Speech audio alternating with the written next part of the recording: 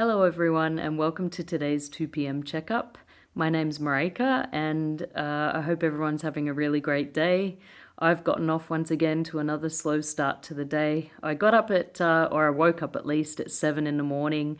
I am now trying to become an early bird because every time I do manage to get up early, I feel 100% better, and the air seems to be fresher in the mornings. I get so much more done. But then I guess if I get up at 9, I still feel the same amount of tired as I do if I get up at 7. So feeling tired is not an excuse. It's just something I say so I don't have to get up early. But anyway, got up at 7, went for a walk, took Sam. Sam was really good. He was able to do some obstacles in the doggy park, which is great because normally he just sort of looks at them and goes, why are there these things in my way? But today he went through the tunnel a few times and then up and over I don't even know what you call it, the thing where they walk over the top of it and do balancing. Anyway, he was awesome. So good news, Sam has developed some skills. And then I've come home and I've just been writing an article for this website that we're on right now, and it's called Objectively Subjective, because what really annoys me is that we continue to try to measure things such as emotions and the quality of our human experience in objective terms, when these things to me are purely subjective and taken from our first person point of view.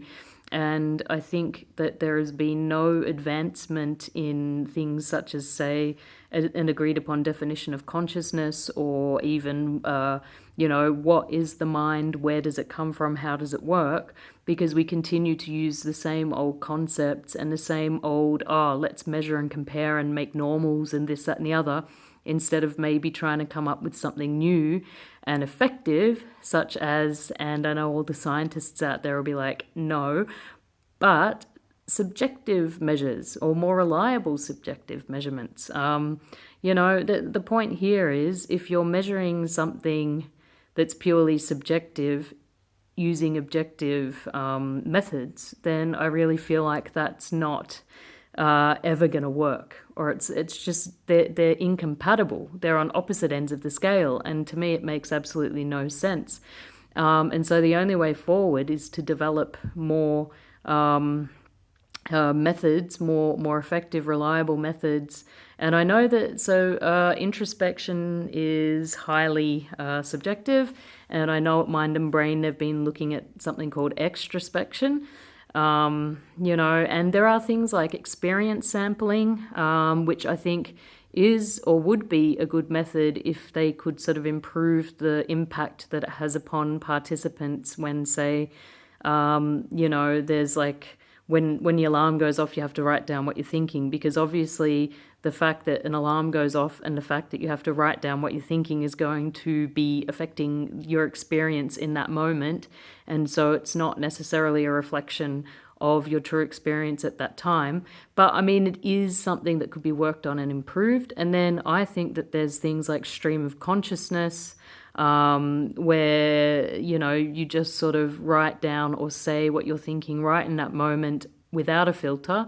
And then just go from there. But like that sort of thing does take practice, and it's not so easy to be so vulnerable and just be like, hey, okay, I'm gonna just say what comes into my head, because sometimes it's not appropriate. And I guess that's why we have things called social filters, so we don't always say things just that come out of the top of our heads, which I mean, especially when I do have a bit too much to drink, is something that I can do. Plus I also repeat myself a lot, but these are other problems. I'm over 300 days without having alcohol, so good on me. But yes, I am supposed to be at uni now, but I got caught up on other things. So contemporary debates on colours is going to have to wait for this week. And I've been so into this that, yeah, and I'm just feeling tired and I'm just having one of those days. I've got footy training later.